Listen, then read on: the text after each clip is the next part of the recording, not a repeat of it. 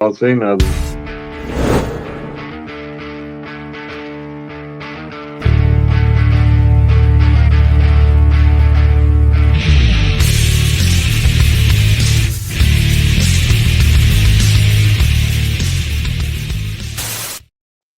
Hello again, everybody. Welcome back to the podcast Retro Life Review, movies of the 1980s and the 1990s. My name is Chris Adams, host of the show.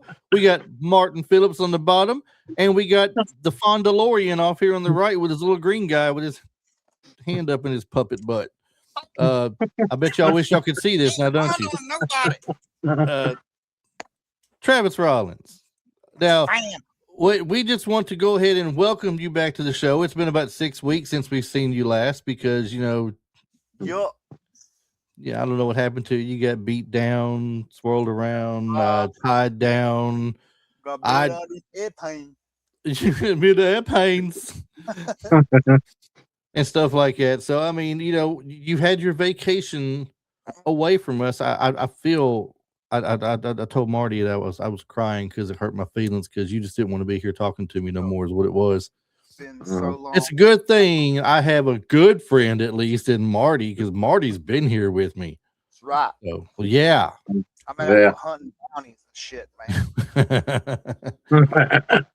What are we doing this week? Well, we're doing a list. We haven't done a list in a while, have we? I've not tried out a list in a while. Did we not? Is that what Mike Tyson has? The list he has? Yes. But this is more like Eat the Cat. Oh. What's the last? What is the last list that we did? The last list we did was it like a top movies of a 1980s year? Probably. I'm thinking it was. Yeah. I'm thinking probably. We did about 4 different years in the 80s. We haven't picked back up on that in a while. I think we were talking a couple of weeks ago. Me and Marty were about something, and I messaged him and told him I seen this thing about forgotten 90s comedy gems. I thought, you know what? We ain't done a list in a while. That sounds cool. And I'm always down for a list. I know you love the list. I like. You know what? List. A lot of people out there like it when we do the list. Actually, you know, it's a good switch up from just talking about a movie, and you get a little variety in there. So we're doing 10. Each one of us have picked 10 movies from the 1990s that we feel are forgotten comedy gems. These were the things that we found funny that we don't think a lot of people necessarily remember on a daily basis anymore because they may run across it on the cable network and go, oh, I remember that movie. I haven't seen that in 20, 30 years. Not like Dazed and Confused Exactly. or something like that, you know? Yeah. Somewhere from back in that time frame. So I feel like, you know, we should just get straight to it. And you missed the caveat that we have compiled a list apiece. So there's 30 movies coming at you. That's right. That's a bunch to hear about. Yeah, so I mean, normally I'd say eeny, meeny, miny, mo, but Marty, pick your first one and let's go. All right. I mean, my number 10 is In the Army Now. Hold on. Now, you don't have to go in any particular order. It's just 10 movies, not a top 10. Like 10 to 1. So it doesn't matter what you do, which one you just 10 movies. All right. Well, my first movie is going to be In the Army Now with Pauly Shore as Bones and Andy Dick as Jack and Laura Petty as Christine. And David Allen Greer is also in this movie. And our good buddy Keith Coogan is also in the movie too. He's got a brief part. It just said, when I looked at IMDb, it just says Stoner #1. So I was trying to say, tell us about his part in it. I don't remember. I had to go back and I haven't seen In the Army Now in so long. This is good. This is what I'm saying. You know, we ain't done this in a while. Marijuana. Well, I mean, the part that I remember Keith was in was where him and Pauly and Andy Dick were all just sitting around, just in his apartment, just smoking some ganja. So some of the devil's lettuce, you're saying? Yeah, some of the devil's lettuce. So So what's the rundown of the movie? Basically, where it's almost like a Stripes type thing, where Pauly Shore and Andy Dick are just they're trying to make money, and it's all be all you can be, join the army, and so when they get there, they go through the basic training, and all kinds of wild stuff ensues, and he. Like one of my favorite scenes out of the training course was where the drill sergeant is all like, "Pull the pin, throw the grenade," and he pulls the pin, drops the grenade, and throws the pin. Yes, drill sergeant. Yes, drill sergeant. Oh, that's a great one for sure. That's a good way to start. Travis, throw one of yours out at us now. I'm going in order because I cheated. I snuck in one from every year of the 90s. So I'm going to start in 1990, and I'm going to go with Air America. Air America. Y'all choose Air America, starring Mel Gibson and Robert Downey Jr. as the main two characters. But he's a helicopter pilot that got his license suspended for breaking safety regulations. And he ends up going in with a government agent that offers him a job, and they end up crashing. It's been a long time since I saw this movie. But they were like airdropping cows or something, some kind of livestock, and ended up crashing. And hilarity ensues. I remember that movie. I do. That was a good one. And that's one of them at one point, I think, back in the day when we were recording VHS tapes, sneaking 3 movies on one cassette. That was definitely one of the movies I had recorded. You had to set, what was it? You had 3 different settings you could set your tape to make it play at different speeds or something. I believe it was SP, EP, and LP. Yeah, maybe that was it. Yeah. LP being the 6-hour length. Yeah. Yeah. You had to chew up the piece of paper or put a tape over the little tab that had been broke out. Put a piece of tape on there if you want to record over it. Yeah. That's right. We had the fun days of VHS. Yeah. Let's see. My first one I'm going to throw out there is 1991, Nothing But Trouble. That is a movie with Chevy Chase and Demi Moore. You got Dan Aykroyd in it. John Candy. John Candy's good in everything he's in, I swear. Yeah. A couple other names to toss out there, I believe. We got let's see, who do I want to put out there? Daniel Baldwin has a bit in it. Peter Aykroyd has a moment in there as well. And we lost Marty, it looks like. How about that? Oh, man. Yep, I heard him get kind of a little robotic. I thought maybe it was just his internet for a second, but he disappeared. He'll be back on, I guess. If not, we'll have to push forward. We'll let him catch up if he does. Yeah, we might could do that. I don't know. But the movie itself, it's about a group of yuppies led by an eccentric judge become stranded in a bizarre town called Valkenvania after a traffic accident. They're subjected to the bizarre judicial system of Judge Alvin Valkenheiser and must face his strange family and twisted punishments. Now, it's a really crazy movie. If you have not seen it, it is a really crazy movie. And at one point, I swear they've got the what were they called? Digital Underground, the Humpty Dance. They had them in there. They had come through there. They weren't doing the Humpty Dance song. They were doing something else, but they got pulled over. And he's like, if they can entertain them, he'll let them go. Yeah. So they ended up doing a rap song for him right there. They never stop me from getting busy. I get stupid. I shoot an arrow like Cupid. I use a word that don't mean nothing like lupid. You got the nose to go with it? I might have one somewhere around here. Well, that's my first one. Burger King bathroom. Nothing But Trouble is my first one. Marty, providing you don't fall off again, what's your second one? Exactly. My second one is going to be Cable Guy with Jim Carrey and Matthew Broderick, and Ben Stiller was also in Cable Guy. He had like a small part. So, and basically what Cable Guy is it's a comedy, but it's also a little twisted and dark in kind of moments of the movie. Especially Jim Carrey, they only called him the Cable Guy. He never did have a name. So, and then one of my favorite scenes in the movie was where they were at the knights jousting kind of thing. It was where you eat and you watch them joust and stuff. And they're both down there with the helmets on, and they got the foam, and he's all acting out the one Star Trek part where Kirk and Spock. It's like a dial-up modem. Marty, I don't know if you can hear us, man. I think we lost you again. You just froze up. Hey, you got his movie in though.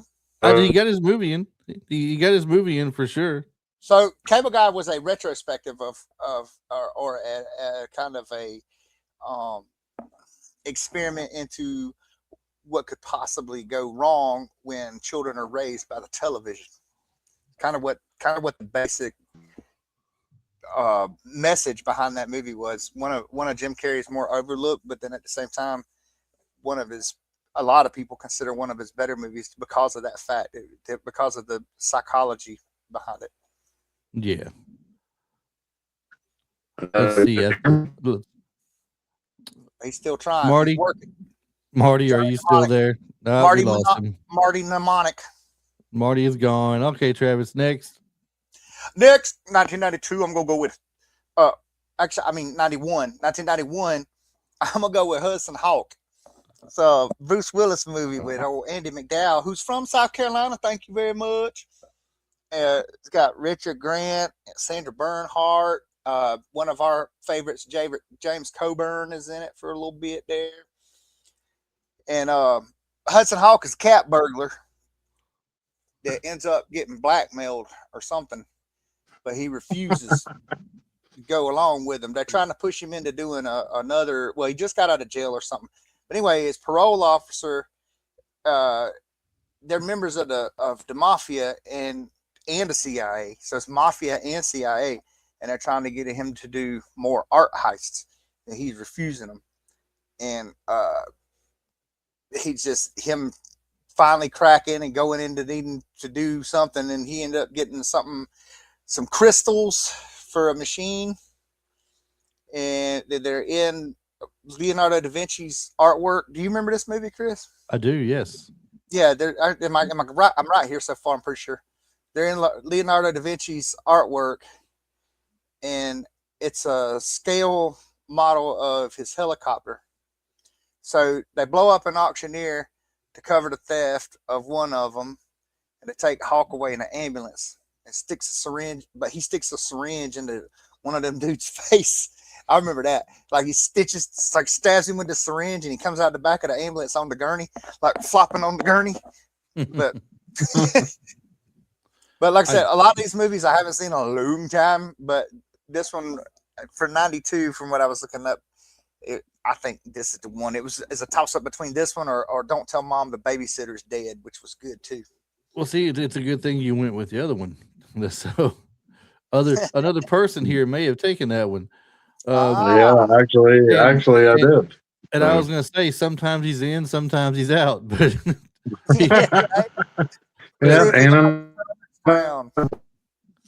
and speaking of sometimes he's out, I hear the robotic voice going again. I think he might be going out.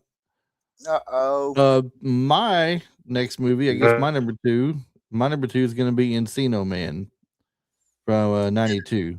So two high school outcasts in Encino, California, Dave Morgan and his laid-back friend Stoney Brown discover a frozen Cro-Magnon man while digging a pool.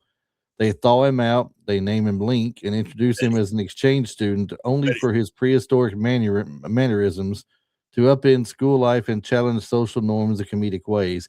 Something funny about this movie and the character Link.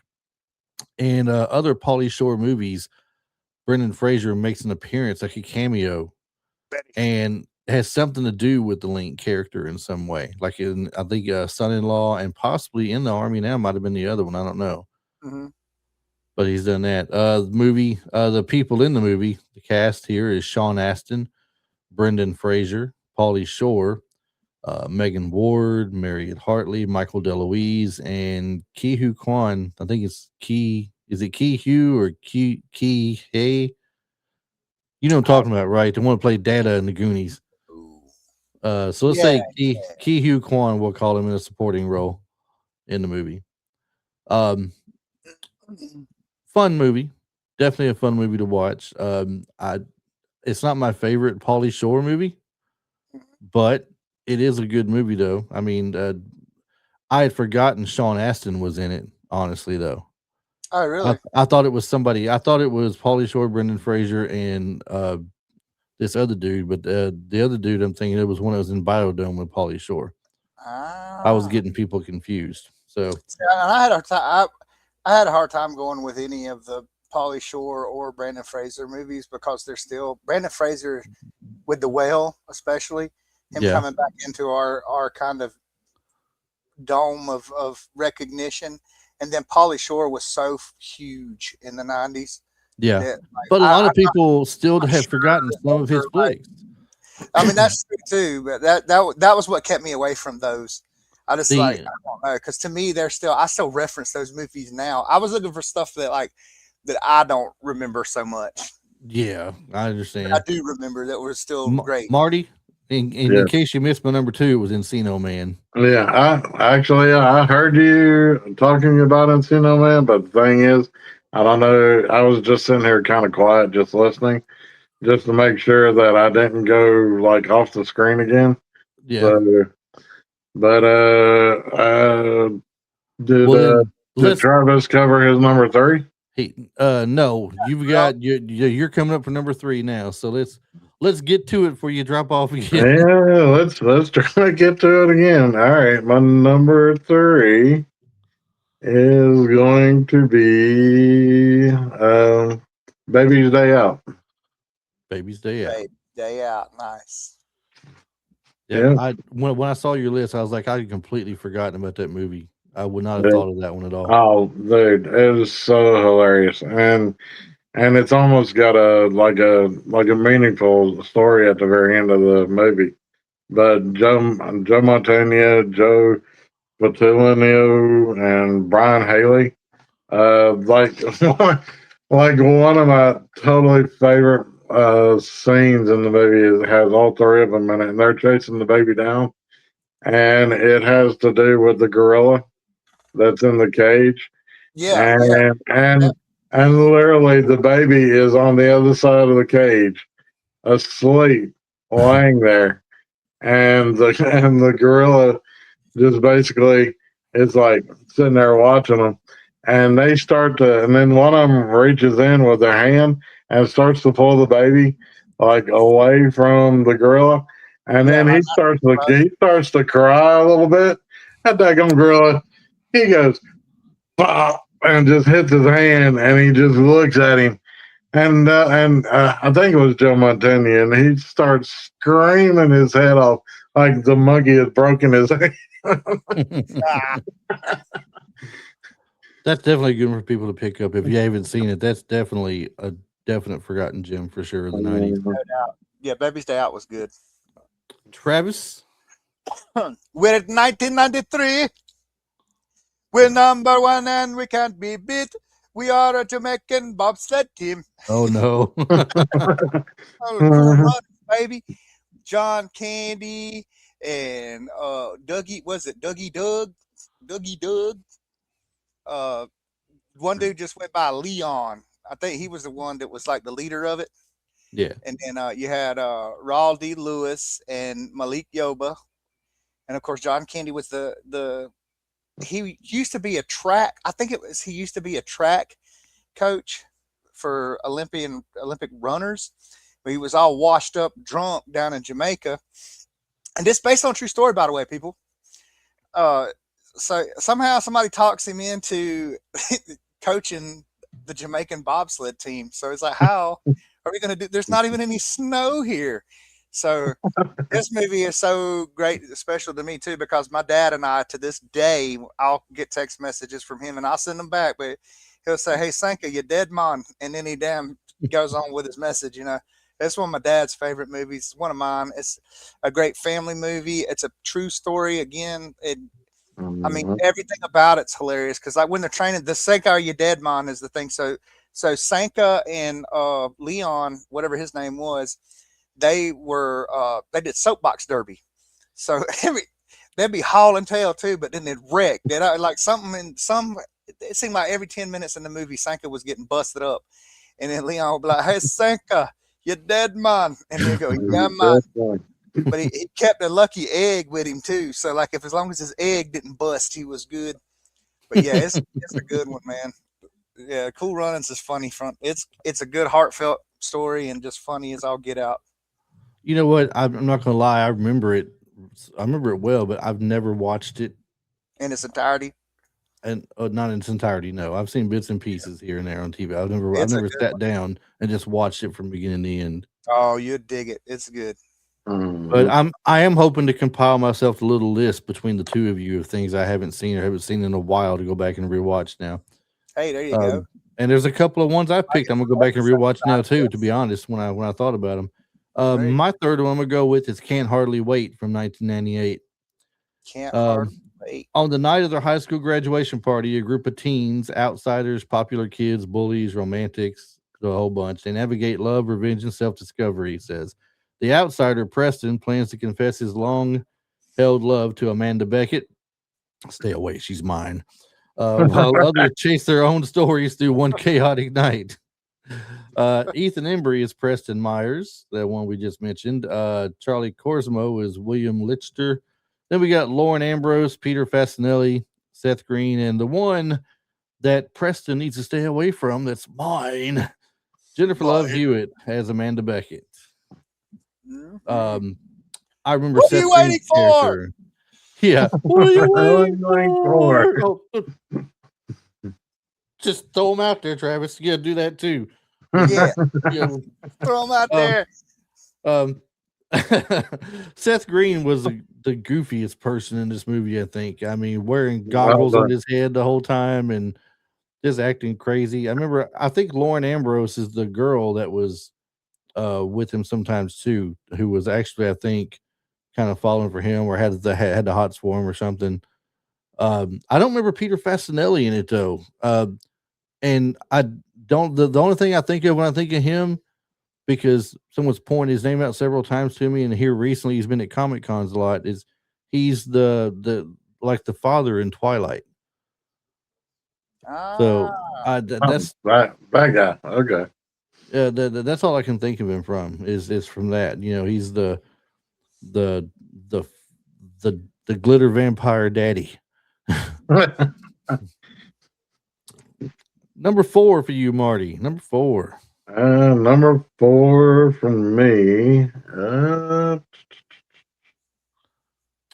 Number 4 for me is going to be one of my favorite Mike Myers movies. And you would think it would be Wayne's World, but it's not. So I mean, It's actually So I Married an Axe Murderer. That is you no did way. get one about it. I thought I was in the clear. Look, I that's got no way. I just want you to know that's no way to talk about Suzette, and you tell her I took up for her, okay? uh-huh. This movie I loved from beginning to end. Just the Stuart, like the character, like his like hipster, where he's literally at the bars and he's singing and stuff, and then one of my favorite scenes is where he's trying to impress the girl that plays Harriet, where he's in his mom and dad's butcher shop, and he's standing there, and he's all like, he takes like that piece of meat, and he's all like, and it's like he's doing this number like it's an alien coming out of his chest. Yeah. I said, since you stole one, I'm gonna weigh in on it too. What I loved about So I Married an Axe Murderer, for those of you who haven't seen it or don't know, that's where you, honest to God, like aside from SNL, you got to see nearly all of the characters from his future movies in that one movie. Because remember, he asked Harriet on the roof, he's like, "What's the most evil thing you've done? Like, so evil it's beyond evil. It's not even evil, it's evil." Well, He's got the fat bastard voice. He does the "Do I Make You Horny" baby. He does the first time he did that. Like every one of his characters is in that movie, and his mother and father in that movie are absolutely hilarious. Like when yeah, he has his yeah. mom, he got he says something, and she's like, "Why do you read that, Diddy? You need to read something." And he's like, "Well, you read the Inquirer." He goes, "Yeah, because it's true. You see, man gives birth. That's true." The dad talking about head. Have you ever seen that head that size? Look at the head on that. Okay, sorry to steal you spotlight there, Marty, but that was one of my favorites too. Yeah. Oh, that's all good. But yeah, like I was saying, I mean, you had comedy. You had a lot of comedy, and like Travis said, you get to see a lot of his up and coming characters from the later movies of Austin Powers. So, and then Did he tell any of the meat in the butcher shop to get in his belly? no, not that I know of. Other than the fact that my neck looks like a vagina. All right. So I married an axe murderer.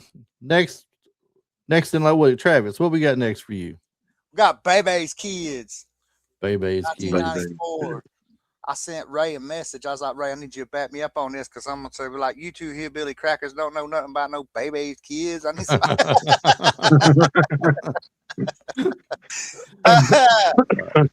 But yeah, it's based on it's a cartoon that came out in the 90s, and we was all like us. So I was born in 1980, so I was just in my like prime teenage years, 1994. I'm 14 years old, so this is comedy gold to me at the time. Tone Loc did a voice on it where he was like the little baby in the purple, or the little baby, and so in his Tone Loc's voice, and you know what I mean. I remember one time they was like, "All right, kids, it's time to go off." They were trying to get him off the playground or something. My man done been running around stealing everybody's watches. He holds his arm out. He's got like 13 watches on his arm. He's like, "It ain't time to go." It's like, but it's an animated it's a little animated movie that's based on stand-up routine by Robin Harris. Kind of like how they made the show for oh man, come on, Bernie Mac. Thank you, Bernie Mac. Yeah, like they kind of did his show based off of that stand-up he did with Kings of Comedy and stuff. But yeah, it's just three kids, and this girl's like watching the kids or something, but her friend's Bebe, that's who their mommy is. That's LaShawn, Khalil, and Pee-wee. Pee-wee's the baby. That's the one that Tone Loc is. But they go to Fun World, so like Disney World or something. It's funny. It's a good one if you like that animated stuff. And see, I didn't watch a lot. I didn't watch that either because at the time I didn't watch a lot of animated things either. Oh, you was grown by then though. I'm just saying. You know, I mean, I was. What year did it come out? 94, 95. So I was 21, 22 years old. And I wasn't interested in watching Baby's Kids at the time. No. Right. So, not at all. I get it, but I mean, you know, who knows? I may sit down one day and watch it now. You never can tell. I mean, I got time sometimes. I mean, I didn't see it when it first came out, but I definitely saw Baby's Kids when it was on one of the cable stations, and I loved it. It was That's hilarious. what we talk trash to. That's why when you hear somebody too, it's like, damn kid over there acting like Baby Kids. Yeah, exactly. That's an insult now. My number 4 I'm going to go with is Renaissance Man. Ooh, good one. Yeah. A down on his luck advertising executive, Bill Rago, takes a job teaching basic literacy to a class of underachieving Army recruits at Fort McLean, where unorthodox lessons, including Shakespeare and field trips, bring laughter and inspiration to the group. So you got a good cast here. You got Danny DeVito, you got Gregory Hines, James Remar, Cliff Robertson, Ed Begley Jr., Stacey Dash, Kadeem Hardison, Richard T. Jones, Khalil Kane, and Mark Wahlberg play the majority of the students. There's one other student whose name I can't remember, and he's not on this one here, I don't believe, on this list. Then you had Isabella Hoffman as Staff Sergeant Marie Layton. I think that was the love interest or something for Dan DeVito's character of Bill Rago. It was a fun movie. That was my I don't know if that was my introduction to Stacey Dash or if Clueless was. I forget. But it was a very funny movie to say the least. And Kadeem Hardison, I don't think I'd seen him in anything other than A Different World at that point in time. But what year was it? Because remember, he was in a couple of Eddie Murphy movies, and he was the driver in Vampire in Brooklyn. We like, did you give me a brain aneurysm or something? It was 94, but I didn't watch Vampire in Brooklyn at that point in time. Eddie Murphy's movies when they were coming out, he had done like Distinguished Gentleman and Vampire in Brooklyn and something else, and I was like, okay, he's taking a different turn in movies. It's not really making me laugh or anything at this point. Gotcha. You know, so I kind of took less of an interest in his films at that time. Yeah. But no, I just remember Kadeem Hardison either. Well, I mean, White Man Can't Jump was already that was out after A Different World for sure. Because I remember him from A Different World, and he was in that movie. So probably where everybody remembers him from originally. Yeah, but anyway, Wayne. Marky Mark and his Funky Bunch was on there. One of the most memorable scenes in the whole movie, I guess, for me, if I'm thinking of anything, they do their own little rap to describe something to do with Shakespeare, and I forget which one of the plays it was they were doing. But anyway, they had done their little rap for it, and it was kind of cool, kind of memorable. That stands out amongst most things in the movie. But it's got a good little feeling at the end of it. It's good comedy.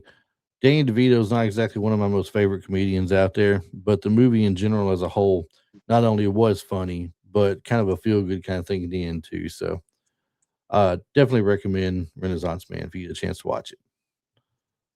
So Marty, yes, starting number 5 with you.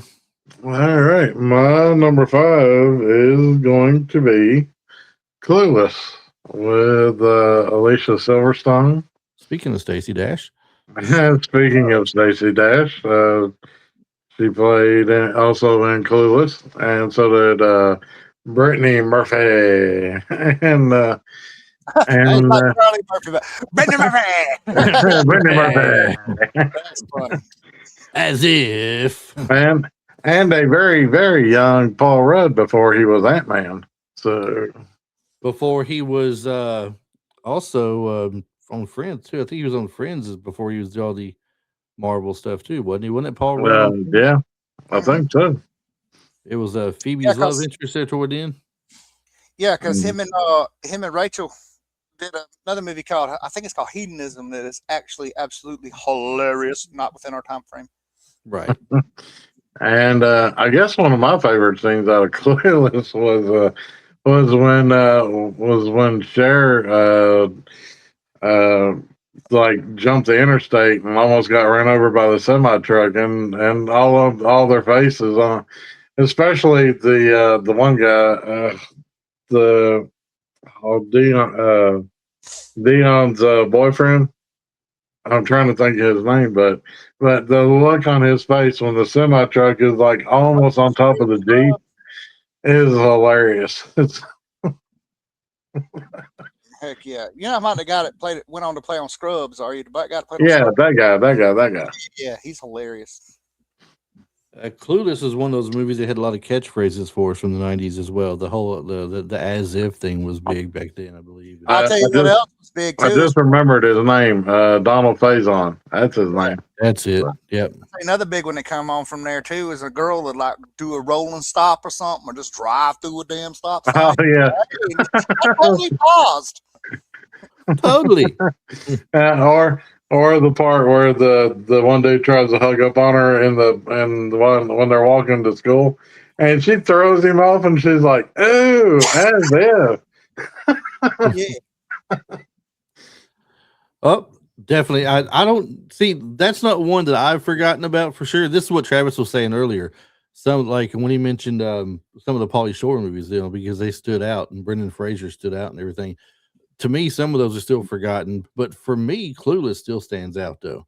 Because it was a big hit. sure. But there's sure, gonna be Clueless. people out there though that have forgotten about it because Alicia Silverstone has not really been relative in a lot of years. Well, not just that. I mean, it spawned a television show too.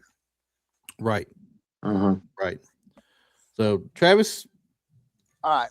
So my 1995 was my introduction into movie theaters to, I'm gonna go ahead and say it, the greatest television martial artist of all time. Yeah, eat it, Bruce. hold on, television martial artist, Or TV martial artist, whatever. All right, so cinematic. How about I- cinematic? I need to guess who this is. It's a TV martial artist. He's been on And TV for sure. was it a big TV show? I don't know. We'll have to look up his TV shows. I already corrected it. You stop giving me shit. Go ahead. Who is it? What is a lot it? of people's liable to argue with this, but every single one of his movies is considered an action comedy. Well, almost every single one of them. He started doing some serious stuff later on, but it's Jackie Chan and Rumble in the Bronx. I went and saw this at the theaters, and I laughed my tail off. Not only did we laugh, we sat and laughed for half of the movie, and we sat there with our mouths dropped open, just gaping in awe of what this man was doing himself. Yeah. The stunts that he did, that was my introduction, my true introduction to Jackie Chan. I probably knew who he was. I know I've seen Drunken Master before. My dad and I watch Kung Fu movies all the time, but I didn't know who Jackie Chan was. This was his coming to America movie right here. Right. And it blew up. And I'll never forget, because I actually have seen this happen in a different way. They were coming up on him on the top of a parking garage, and he just wiggled the top of a antenna and broke an antenna off and started smacking people with the antenna. Now I'm here to tell y'all, back on the streets, back in the late 80s, early 90s, I've seen people carry broken antennas off of boom boxes and cars, the ones that telescope. Yeah. I've seen them carry them. I've seen people carrying them around in their pocket, because I seen a dude one time he turned around and pulled that thing out and whacked the dude on the side of the head. And I'm telling you, as I sit here, it split his ear clear in half. That man's ear was in two pieces, and he didn't want to fight no more. So, car antenna works, buddy. They gotta hurt. But yeah, that for me, that's got to be on my list, because, like I said, man, we just laughed and laughed and laughed, and then we sat in awe of the great Jackie Chan. I remember Rumble in the Bronx. I went to the theater and watched it. That was a good movie. Yeah, and the things he can do, like the climbing up the wall bits, always gets me. Mm-hmm. I'm like, there's no way he's really doing that. And then I watch a behind the scenes thing where he's really doing this. He's climbing the wall. Yeah, I'm like, all the crazy stuff. I tried this. I tried this in my younger days. I saw it. I tried it. I was like, how is he doing this? What was wild too was that at the end of his movies, like that one and Super Cop and a couple of the other ones that he did, that show the bloopers and stuff from the stunts. And he made it through everything he did in that movie and broke his leg when he jumped from the bridge pylon to the daggum hovercraft. He landed wrong and broke his ankle on something that simple versus all the crazy stuff he did. Right. Crazy. Oh, well, one of my favorite parts in Rumble in the Bronx is where he uses the ladder when all the thugs are coming after him. Yeah. And he literally uses the ladder as a weapon and then stands it back open and then literally jumps through it.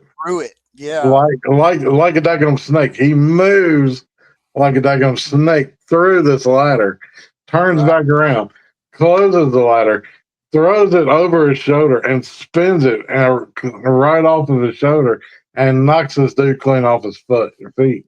I was like, that is a badass. He's awesome.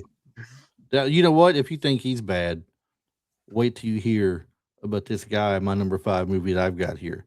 Uh-oh. You want to talk about bad? This man could get a strike every time he goes up to bowl the ball. Okay? you might say he's a kingpin of sorts. And he'll milk your bull. Yeah, he will. No, He'll milk your cow.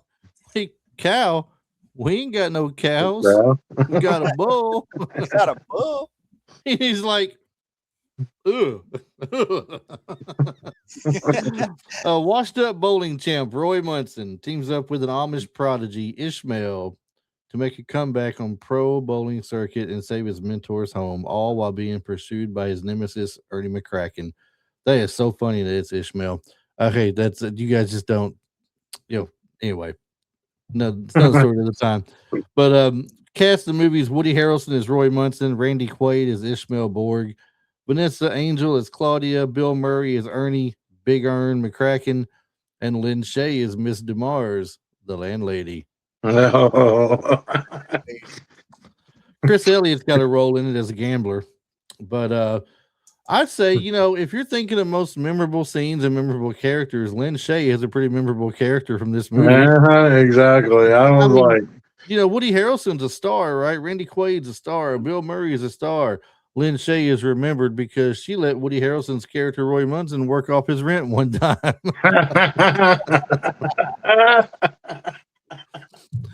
Oh, and when he at one point he's having a flashback or something, I guess he's realizing something's not going his way. And he looks in his rearview mirror in the car, and he sees her making that face back at him, with her tongue wagging out at him.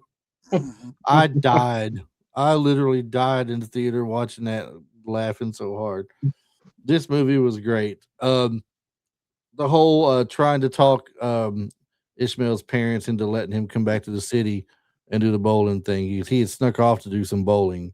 He wasn't supposed to be there doing what he was doing. But and then I believe Vanessa is girlfriend to Roy Munson. I believe it is, if I'm not mistaken. What was it, the Woody Harrelson character, or did she take to Randy Quaid's character? I forget which it was. I think it was Randy's character. Was it? I can't remember. But anyway, Bill Murray as his usual, I don't know if I want to call him cocky, arrogant, both, or whatever his character. It is something else. He plays such a great character like that. That was definitely a very fun movie. So for those of you who want a great, fun movie with Woody Harrelson in it, that's not White Man Can't Jump or Money Train. It's definitely Kingpin. Check out Kingpin. I think you'll really like it. Marty, number 6. Number 6. Speaking of bowling balls, my number 6 has a character named Carol that carries around her father's dead skull inside of a bowling ball, and the movie is called Mystery Man. I had Mystery Men on my list to start it the first time around, but I took it off because I knew Marty picked Mystery Men too. So I'm gonna be different. Yeah, and let's see, it had Ben Stiller as Mr. Furious. He had no real powers. He just got mad over little things. And the Shoveler, which was William H. Macy, and Greg Kinnear played Captain Amazing, which I loved his suit. It had all the promos and everything. It had like Coca-Cola and all the stuff all over it. And let's see, Hank Azaria. Paul Rubens was the flying. So let's see, who else was all in that? Hank Azaria was in it, but I forget what this character name. It had something to do with Ford. Blue Raja. Is that what it was? Yeah, the Blue Raja. He had the forks. He had the forks and the spoons and the. Yeah, he was my favorite part of that movie, I think. Oh, the Blue Raja. Yeah, because the Blue Raja was what made me remember him. Like when I saw him in Godzilla and like everything else I saw him from, like from that point forward, then I knew who Hank Azaria was.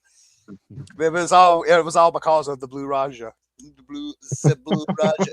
Silly accent. That was funny. But yeah, I mean, I want to say like the entire movie just had me just laughing at all of it. But like one of my favorite parts was where Invisible Boy, he finally, at one point he's got all of his clothes off, and then he's like, "Can you see me?" And they're turning around, they're like, Yeah. "Yes, we can see you." And then at one point, he actually does turn invisible towards the end of the movie. Man, great movie for sure. That's why I had it on my list to begin with, but it was definitely a fun one. Nice. Travis, next. I'm gonna go with a chick flick from 1996, The First Wives Club. I don't care what nobody says. This movie's hilarious, and it's got like a dream cast of ladies from the 80s and 90s and even earlier. We got Bette Midler, Goldie Hawn, Diane Keaton, the Dame Maggie Smith. Stockard Channing plays the girl that dies in the beginning. It's like there's just tons and tons of people. Let's see, we've got some more names right here. We've got Dan Hedaya, Victor Garber, Stephen Collins. Those are the dudes. Sarah Jessica Parker's in it. Yeah. Marcy Gray Harden.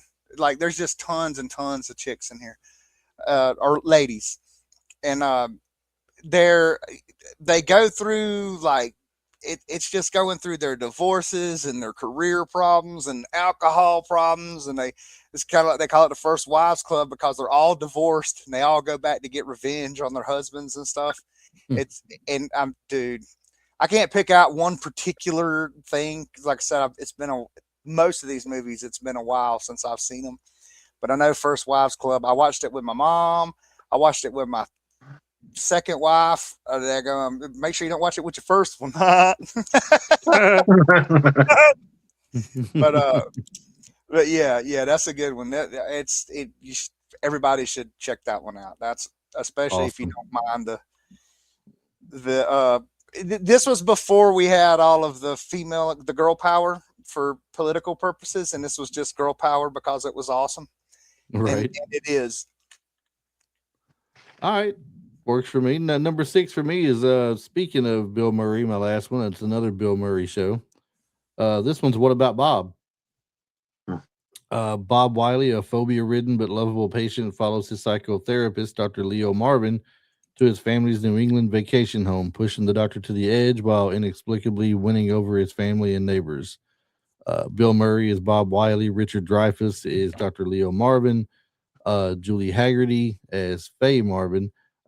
Isn't Julie Haggerty the one that played the stewardess in Airplane? Yes. The one that was like, "Hey, jive turkey." It's like, no. Okay. No, jive turkey. That was Barbara Billingsley. That okay. Was, from the stewardess, where like she's talking to Leslie Nielsen. She says she was the love interest of Stryker. Yeah, she's like, there's a problem up in the cockpit. He goes, what is it? She goes, it's the little area in the front of the plane where the pilot sits, but that's not important right now. There's an issue. Charlie Korsmo as Siggy Marvin. Then we got it's just the rest of them are kind of supporting characters. We'll leave them out.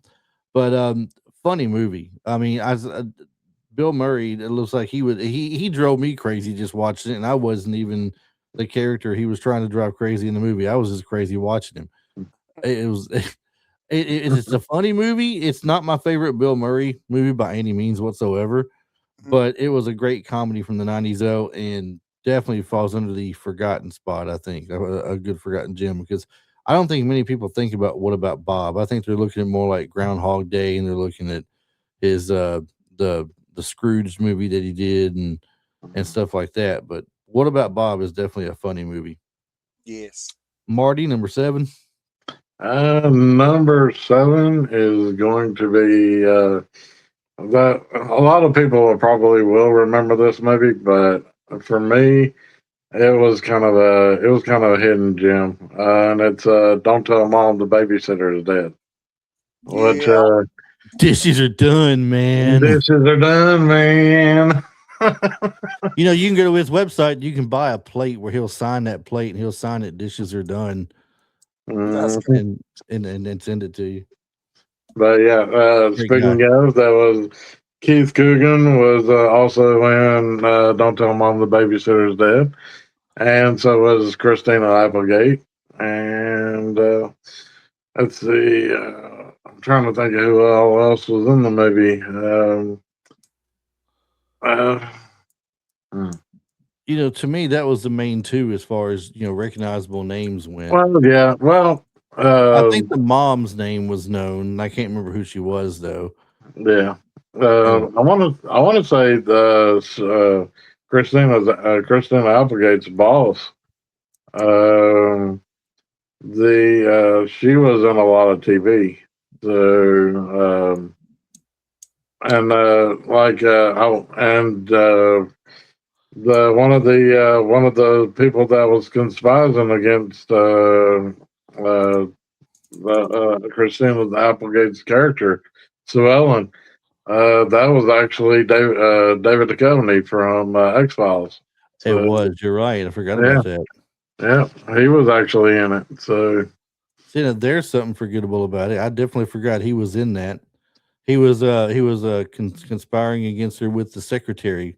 exactly, the black haired woman that they were both conspiring against her to get her fired. Yeah, So, she wanted the job that Sue Ellen got, and she knew that she was a fake in some way. She just couldn't prove it. uh-huh. But Rose, I'm on top of that, Rose. On top of that, Rose. Definitely a fun movie. When it comes to Keith Coogan and babysitter movies, though, that's my second favorite Keith Coogan babysitter movie. Adventures in Babysitting was a little bit better, I think. Yeah. And normally I'd say I'm not letting you go to the next one till Travis sings the blues, but he'll actually sit there and try and sing the blues. So that being said, Travis, don't sing the blues. Just tell us what your next one is. What's your number 7? Taj Mahal or Muddy Waters on here. So you thought I was just gonna say BB King because that's all I knew, but I know the blues for real. You know some Fats Domino. You know some Fats Domino. Yeah, the Fats is daggone famous as all get out too. Did you find your thrill on Blueberry Hill? Blueberry Hills. Number 7, Travis. My number 1997 is gonna be For Richer or Poorer. It is a movie starring Tim Allen and Kirstie Alley. Back before she was eating all the poor children's candy on South Park. And, no, that wasn't her. Who was that? That was Sally Struthers. Sally Struthers. Sally Struthers. I got a mix. She was also eating the Ethiopian kids, I believe. Yeah, the Ethiopian kids. That's what it was. She looked like Jabba the Hutt. Yeah. I used to be in love with Kirstie Alley, boy. It's got J.O. Sanders. It's got old Michael Lerner. Seen him in a few things. 8 Men Out. He played Bugsy Calhoun in Harlem Nights.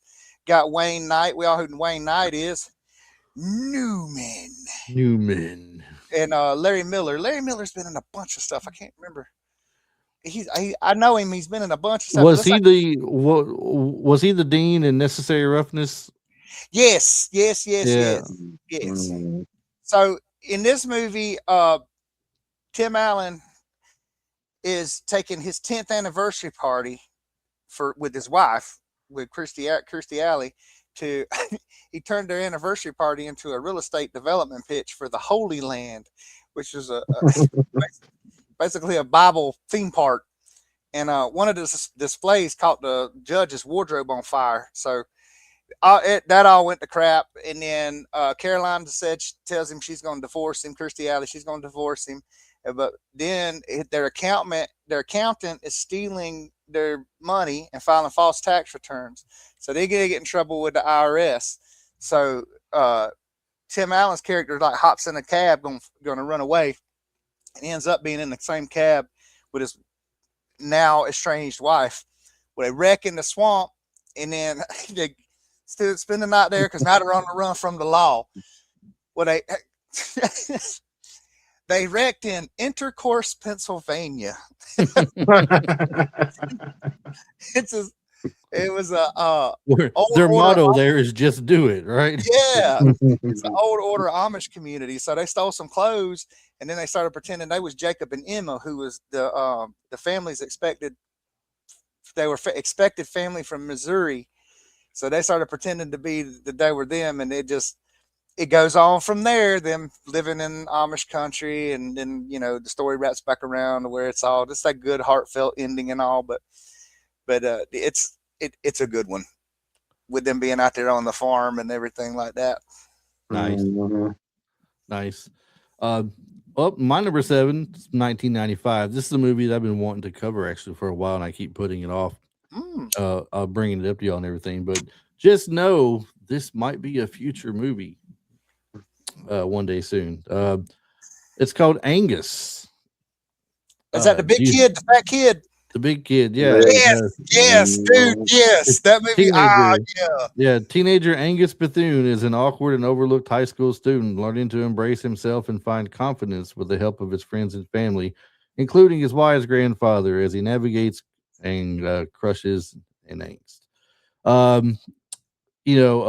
He's a good solid football player in the movie, but he's considered to be like one of the nerds in school, and his friend Troy is probably a bigger nerd, and he can hear things coming from 10 miles away because he has ears as big as elephant ears. This is which the character is played by Chris Owen, the one that also plays the Shermanator later on in the American Pie movies. Charlie Talbot is Angus. George C. Scott is the grandpa, Ivan Bethune. Kathy Bates plays the mom, Meg Bethune. Rita Moreno is Madame Rolinska. I've mentioned Chris Owen as Troy Wedberg. Ariana Richards as Melissa Lefevre. And James Vanderbeek as Rick Sanford. Rick Sanford is kind of like the bully. He's in high school. He's one of the kids that was that never liked Angus in middle school or anything, right? Didn't care much for him, and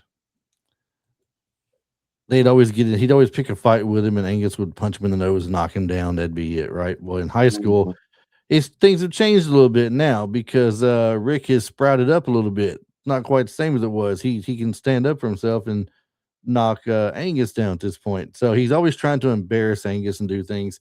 Like at one point, he takes his underwear and puts it on the floor, runs up the flagpole. Well, when Angus is looking at it from his point of view, it looks like a giant sheet, a giant sail. It looks like up there. Well, it's really not that bad, but that's all he sees, and everybody else sees it out there. And Angus has always had a crush on Ariana Richards' character, Melissa Lefevre, and so she sees it, of course, and it just destroys him and everything. Well, it comes off the flagpole and smacks her in the face. Oh, yes, it does. You're right. That's right. It's so embarrassing. That's right. And then of course he wins a contest or something. No, they rigged the thing for the high school dance to make him the king or something, don't they? And of course she's the queen. And they play this video of him that they had stolen. They got Troy to give him because they had threatened to break his arm, which I think they broke his arm anyway. And it's him dancing around with a blow-up dog to show he's learning how to dance. But the movie itself is it's a funny movie, but it's got a lot of good meaning to it too. And it's one that also another one of those feel-good kind of movies there at the end of it.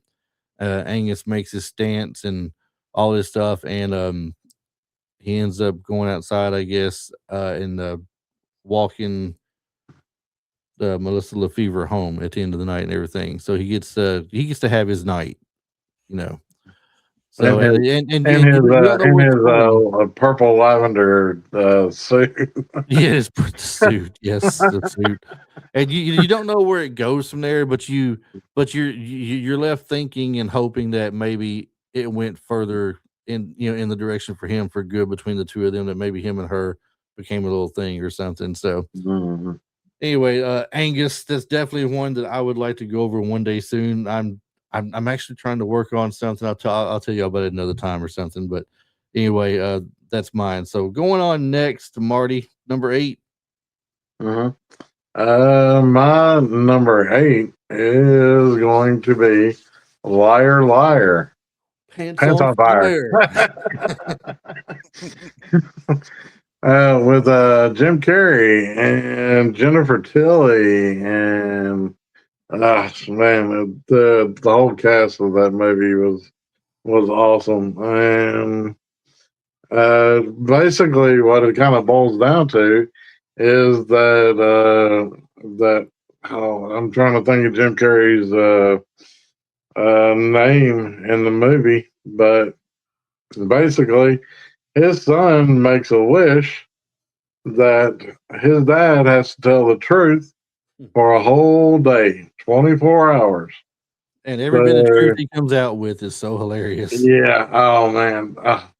The like the scenes where he literally has to tell the truth, like when he's like telling all the people in the office, like he's saying everything about this person, you're an A.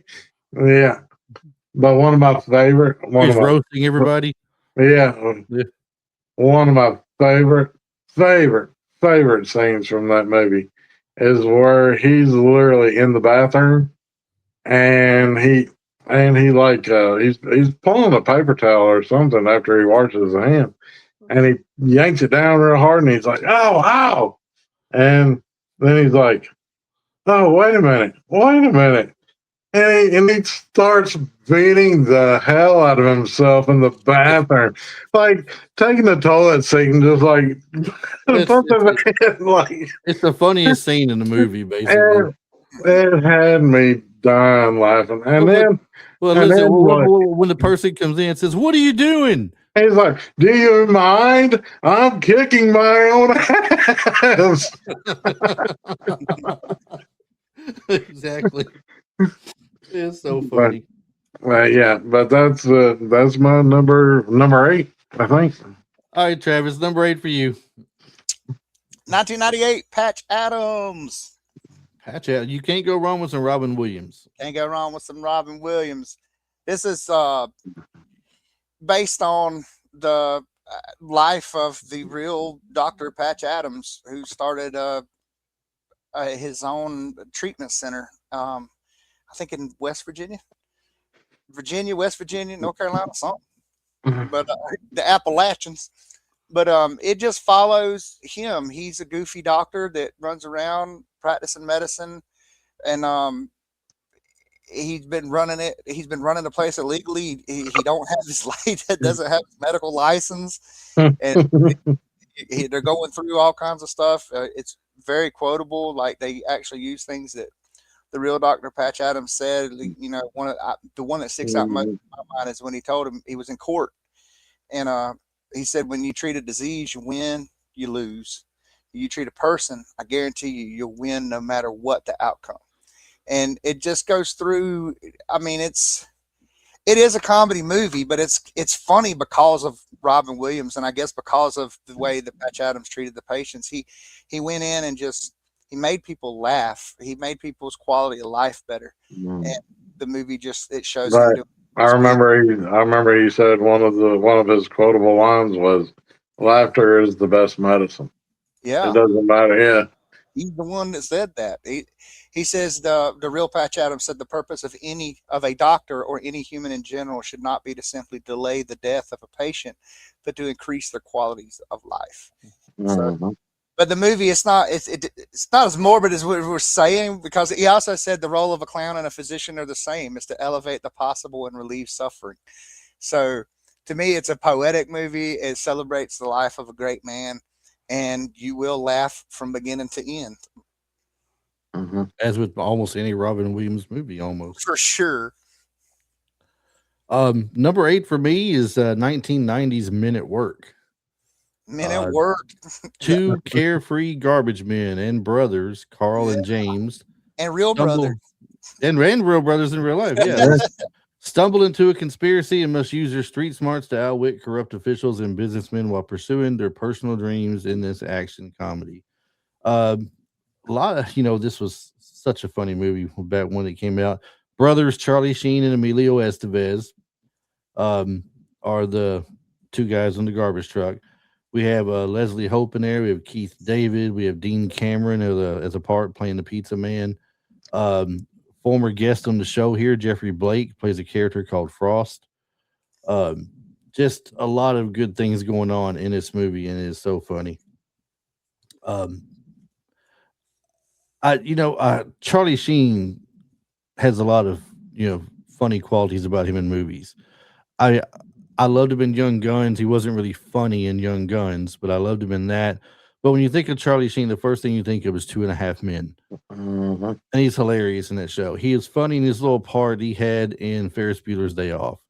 I don't know. I'm gonna show my age and say when I think of Charlie Sheen, the first thing I think of is Hot Shots. I was gonna say he's funny in Hot Shots. That was my next thing I was gonna say. Hot Shots Part Do. In Hot Shots Part 2. Shot the Yeah. chicken with the bow.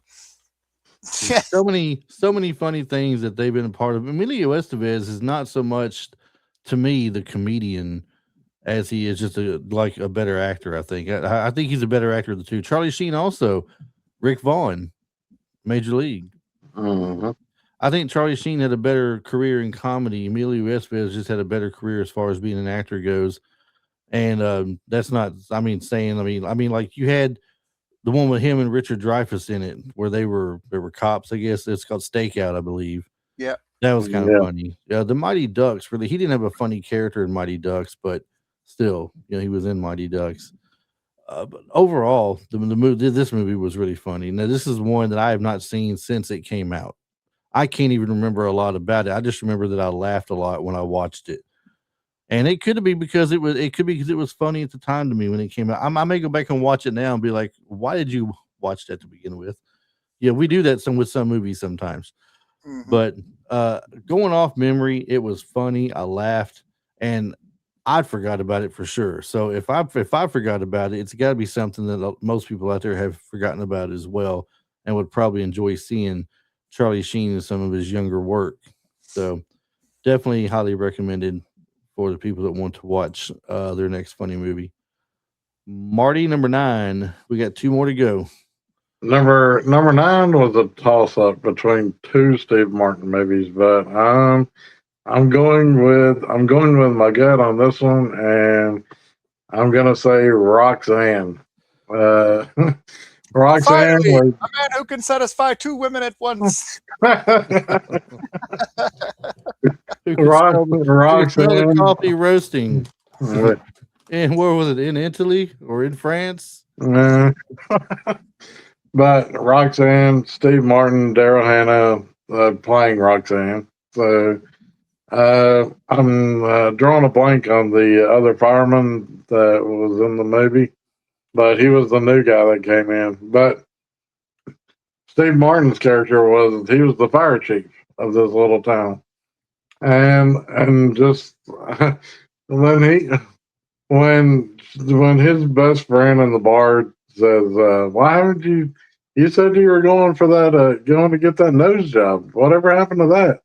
And he looks at her and he's like, "I did have that nose job," and his nose is just, and like you said, the one part where he's like, I'm the only person that can actually satisfy 2 women at the same time. Right. So, but yeah, Roxanne's gonna be my number 9. So, Hey, before we move forward to Travis, I had a quick question on Steve Martin. Was Sergeant Bilko in the 90s? Yeah. I think it was. I loved Bilko. That was a good one. I wish I'd added that to my list. I didn't think of it until just now. And my other Steve Martin movie that was a toss up between Roxanne was Travis might remember this movie. Do you remember a movie called L.A. Story that had Steve Martin in it? Vaguely. It had Sarah Jessica Parker was also in it. She played Dee Dee, I think, and the Victoria Tennant was one of Steve Martin's ex-wives that actually was in the movie with him, and they met on the set of I want to say it was that All of Me movie with Lily Tomlin and Steve Martin. So, but yeah, that was my toss up between the 2 Steve Martins, but I went with Roxanne. Why do I feel like Marty snuck and got 2 for 1 there? Got 11. Yep. I was sitting there. I thought, that's 11. All right, Travis, number 9 for you. Number 9, I'm going to analyze this from 1999 with Billy Crystal and Robert De Niro and I think Lisa Kudrow and some other folks in it. And it is one of the funniest movies, I swear. It's Billy Crystal is a shrink, but psychiatrist, and he goes to I don't know, like a Sands or something, one of those resort getaways, but it's kind of like in the mountains or something. And Robert De Niro is, of course, a mob boss. They meet up, and Rob De Niro's it's so fun. He starts having these crying fits out of nowhere, and he don't know why. So he finds out Billy Crystal's a psychiatrist, and basically starts forcing him to see him. And I remember he kept telling him no. Like Billy Crystal kept saying no. I'm on vacation. I'm not doing that. And then he's like, you're a mobster. And he goes, he keeps on and on. He end up getting like his thugs to bring him to him one night. And Billy Crystal said, "You don't hear the word no a lot, do you?" And Robert, he goes, "Well, actually, I hear it all the time. Only it's more like, no, please, no." There's one part he asked him about. He said, "What happened with you and your wife last night?" And he said, "I wasn't with my wife. I was with my girlfriend." He said, "You having marriage problems?" He said, "No." I'm like, "Well, then why are you going to have a girlfriend?" He's like, "What, you going to start moralizing on me now?" He said, "No, I'm just trying to understand why you got a girlfriend." He goes, "Because I do things with her I can't do with my wife." He said, "Why can't you do them with your wife?" He said, "Hey, that's the mouth she kisses my kids goodnight with. Are you crazy?"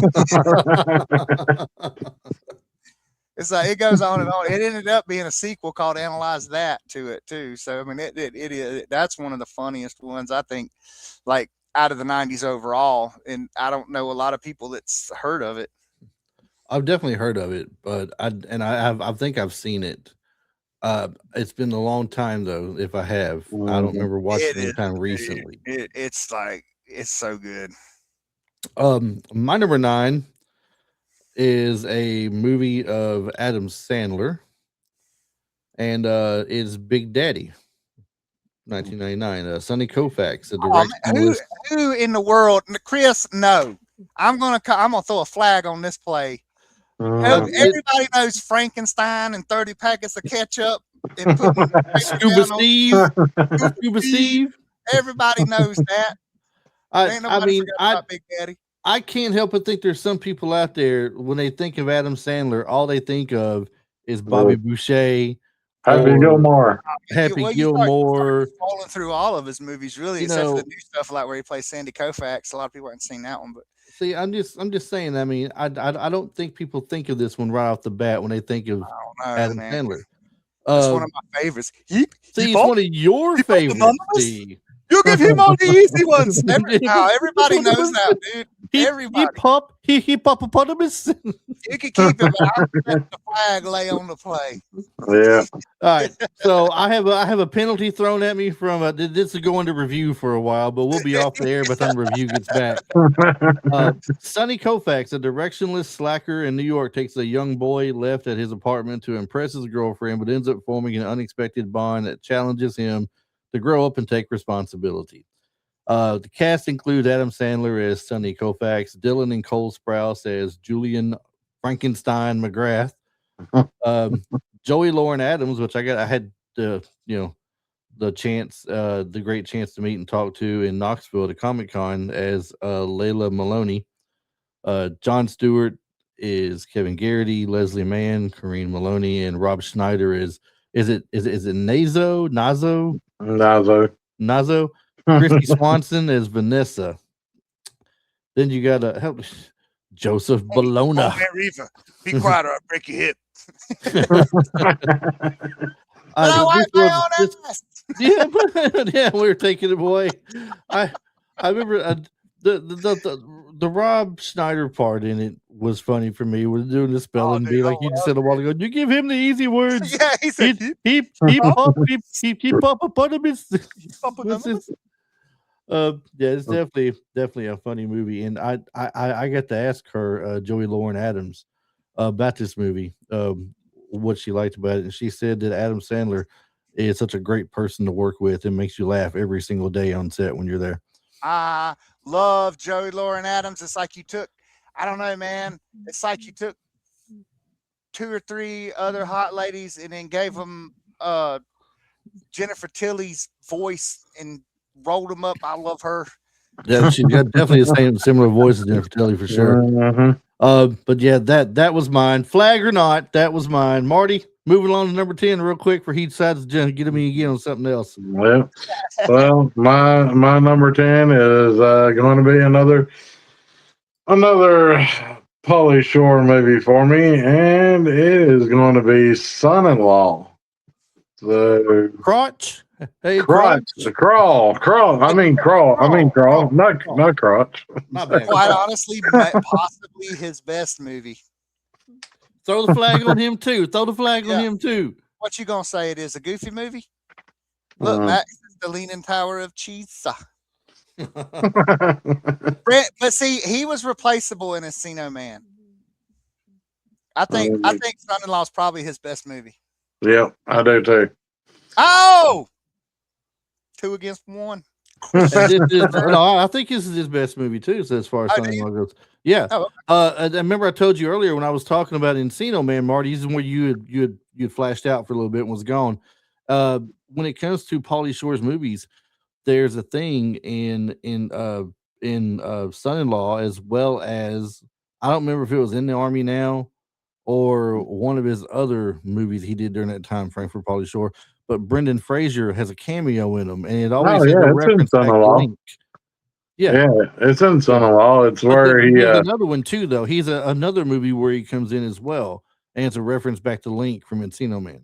So Brendan Fraser is to Pauly Shore as Rob Schneider is to Adam Sandler. Yeah, exactly.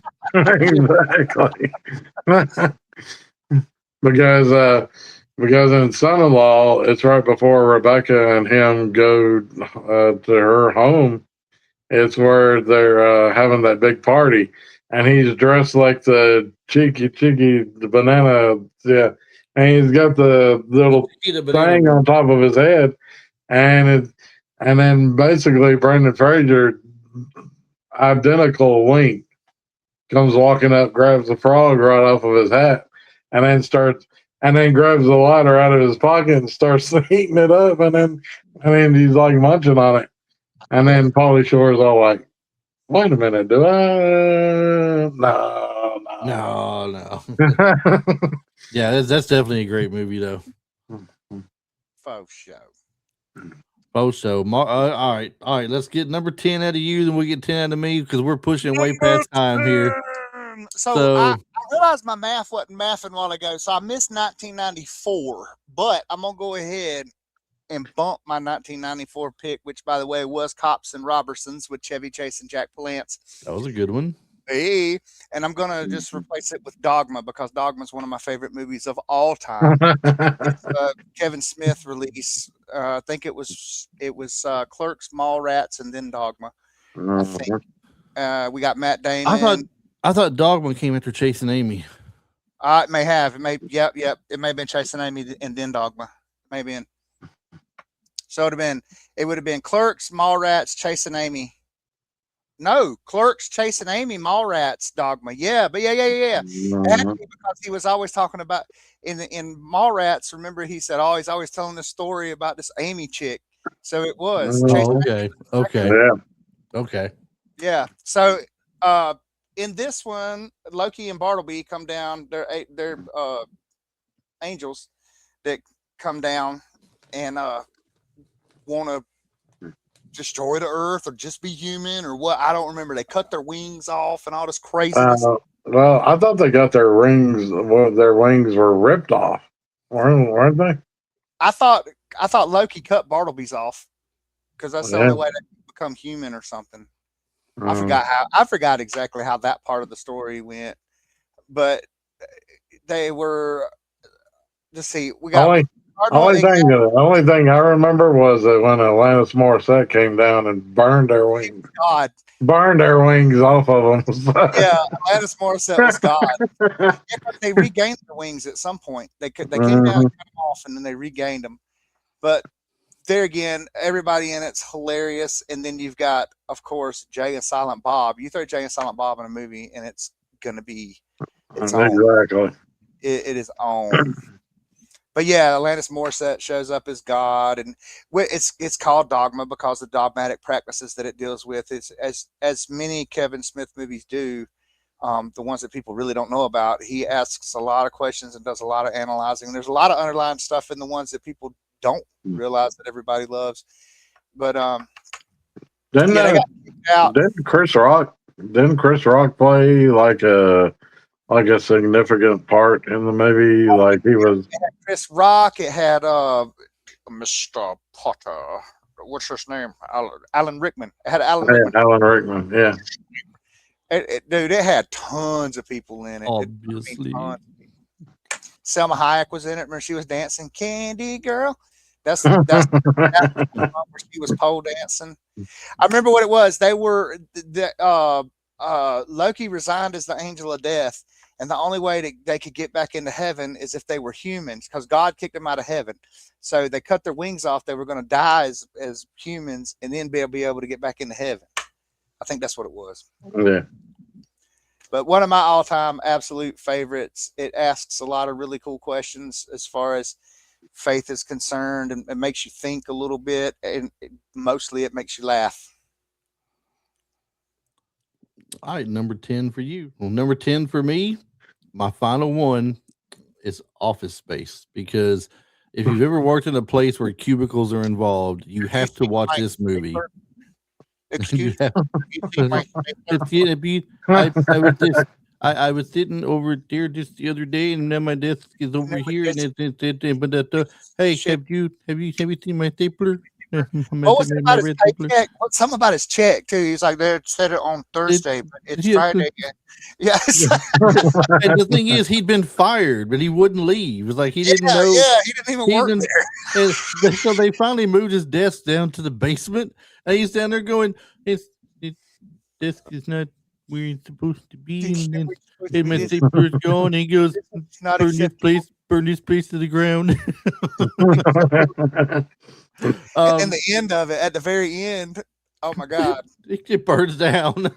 And he picks up the stapler out of the pile of ashes. Right. I used to have something that my wife at the time bought for me. It was his name was Milton Wadhams. Mm-hmm. All right, so it's the Milton Wadhams startup kit, because I was working at a place called, I was working for Singular Wireless doing telesales for cell phones over the phone, and I worked in a cubicle, so I had my own little red stapler on the desk there, and I had my Milton Wadhams little tag you clip on, and something else, and we all had fun with that stapler. Every time I would come in, a lot of the days I come in, the stapler would be on somebody else's desk. Oh no! And I would look up and go, "Excuse me, has anyone else seen my stapler?" It ended up in the boss's cubicle sometime too. And he was great. The guy's name was Kevin Curley. I worked for. He was an awesome guy. But as a dissolution software employee, fed up with corporate grind and meaningless work life, undergoes hypnotherapy, and in doing so begins to break all the rules, leading to comic rebellion against his soul-sucking office culture. Ron Livingston is the guy. He's played by Peter Gibbons, or he plays the character Peter Gibbons. Jennifer Aniston is in it. She works at a TGI Friday kind of place, and they're always talking about the flare. There's not enough flare on her face. Gary Cole, Stephen Root, David Herman, AJ Naidu, I guess, and Diedrich Bader. I think he's the guy that played the neighbor. I think you can hear everything through the wall that he's playing, or he'll talk to him through the wall. One of the funny scenes to me that stands out, two scenes actually, it kind of stands, or there's three, but they're all short. Peter goes to work one day, finally, after being out of work for several days or a week or something. He comes in wearing like a Bermuda shirt and some shorts, and the Bobs are there. They're doing they're talking to the people to see who they want to keep, who they want to fire. And they're like, Peter, it's like you've missed a little bit of work here, I think. He goes, well, Bob, wouldn't say I missed it, you know. And then there's the scene where him and the other two guys are destroying the printer with bats and kicking it and picking it up and slamming it back down there, because the printer keeps getting jammed over all that time. And then the one dude, his name, I believe his name in the movie is it's Michael Bolton is his character name, I believe. Nice. But he's listening to rap music in his car really loud, right? And he gets up to a red light, and car pulls up next to him, and he turns it down real quick when they can't hear what he's listening to. Because it's like he don't want to seem like he's ashamed of what he's listening to, but he doesn't seem like it's right for him to be blaring rap music at a red light with his windows down. It's like I don't know if it's embarrassment for him or what, but all these things and his name was Michael Bolton, which made it funnier because he's listening to everything but the kind of music he listens to. So. I'll say this: I didn't. Now I've seen some of the Trailer Park Boys, and it's hilarious. But if they never made Milton or alluded to that Milton was Bubbles' dad, they missed an opportunity there. Yeah. Yes.